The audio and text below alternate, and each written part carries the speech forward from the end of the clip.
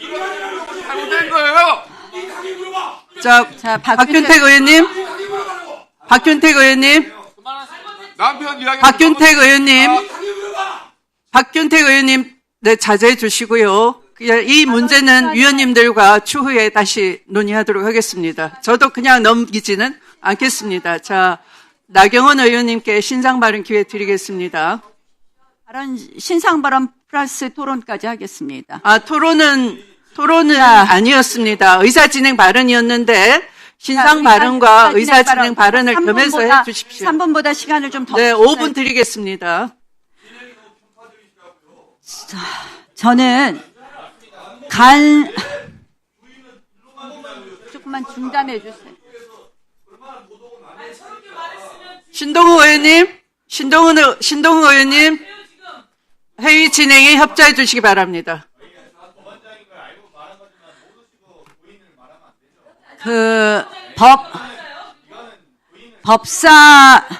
법사위 간사 선임권을 갖고 한마디로 면책특권 아래서 이런 온갖 허위 사실을 이야기하고, 그리고 의회가 이렇게 운영되는 것에 대해서 자괴감을 금치 못합니다.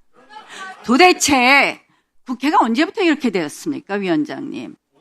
간사 선임의 건은 아시다시피 호선하게 되어 있습니다. 그건 뭐냐? 교섭단체가 이 교섭단체를 대표해서 상대당과 협상할 사람을 내놓으면 그대로 선임해 주시는 겁니다.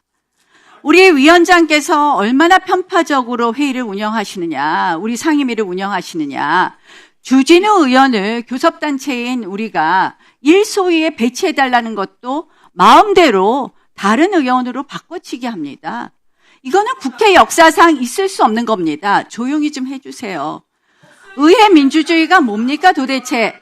패스트트랙 기소를 한 다음에 국회에서 한마디로 우리가 발언을 하려면 발언권을 박탈해, 경고해, 퇴장해. 이게 국회에서 할 수 있는 일입니까? 이게 바로 의회 독재입니다. 국회의장과 법사위원장을 모두 차지하고 앉아갖고 모든 법안은 입법이란 이름으로 국회에 외피를 쓰고 지금 의회 독재를 벌이고 있습니다. 저는 제발 좀 경고 좀 시켜주세요. 저는 이건 표결 사안이 아닙니다. 표결 사안이. 지금 민주당이 내놓는 구형받았다고 정청래 대표가 그만두라 그러는데요. 그 논리라면 대통령 그 자리에서 내려오셔야 됩니다. 왜? 대통령은 분명히 대법원에서 피선거권이 박탈되는 유죄 취지로 판결이 환송되었습니다. 그러면 대통령 그 자리에서 내려오시는 게 먼저입니다. 먼저. 그 논리라면.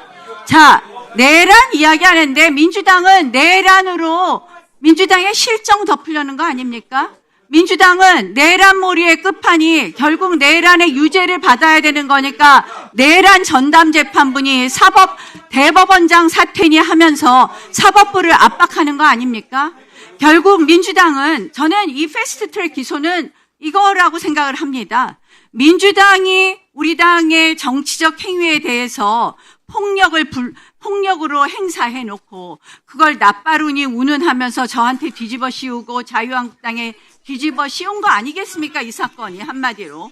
민주당이 폭력을 썼잖아요. 민주당이 빠루를 들고 와서 문을 뜯고, 그리고서는 이것을 우리를 기소를 했습니다. 23명을. 여러분, 저는 이 패스트트랙 기소로 민주당이 의회 독재에 날개를 달았어요. 마음대로 해도 되는 줄 알아요. 그리고 우리가 얘기하면 경호권을 발동하겠다. 퇴장을 해라. 이게 의회 민주주의입니까? 육선 의원 하신 추미애 의원님, 이런 의회 보셨습니까? 간사 선임에 대해서 표결한 적 한 번이라도 있으셨습니까? 일소위 배당하는 거 위원장 마음대로 이렇게 교체한 적이 있습니까? 이게 바로 의회 독재입니다. 이제 의회를 완전히 독재적으로 장악했다고 이제 사법부까지 장악하겠다고 합니까? 사법부 장악 목적은 딱 두 가지입니다. 하나는 내란 재판 반드시 유죄로 만들어야 되니까 혹시나 하는 그런 걱정 때문에 내란 전담 재판부 만들어라, 대법원장 사퇴해라. 두 번째는 뭐냐? 이재명 대통령 재판 정지된 거 5개 혹시라도 재개될까 봐. 이재명 대통령 재판으로 결국 유죄 판결 받을까봐. 저는 이재명 대통령이 국회에 등장하는 순간 작년에 민주당이 그 무자비한 의회 독재를 완성했고, 이재명 대통령이 되는 순간 이제는 입법, 행정, 사법을 모두 장악하는 일당 독재 국가로 가고 있는 이 상황, 저희 국민의힘은 이 법사위에서부터 이러한 사법부 파괴 반드시 막아낼 것입니다. 그런 의미에서 법사위에서 이 민주당과 간사로서 협의할 대상을, 그리고 민주당과 간사로서 이야기할 대상으로 우리 당은 저를 지정했습니다. 여기에 대해서 호선한다는 것은 한마디로 그대로 인정해 주는 것이 국회의 관행입니다. 민주당 의원들조차도 이런 발언을 해왔습니다. 더 이상 표결 운운하시지 말고 우리가 낸 의견대로 간사 선임의 안건을, 형식적인 이 안건을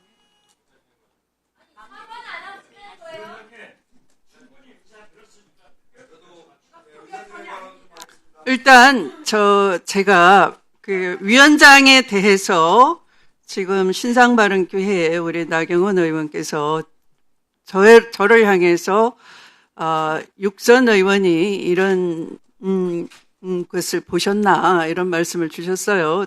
제 입장을 한번 말씀드리고 지나가겠습니다. 우선 모든 것은 선후가 있습니다.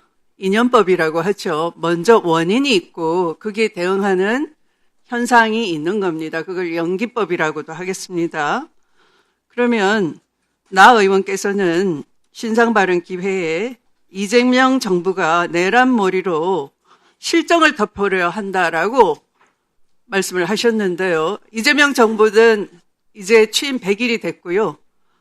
국민이 일 잘한다.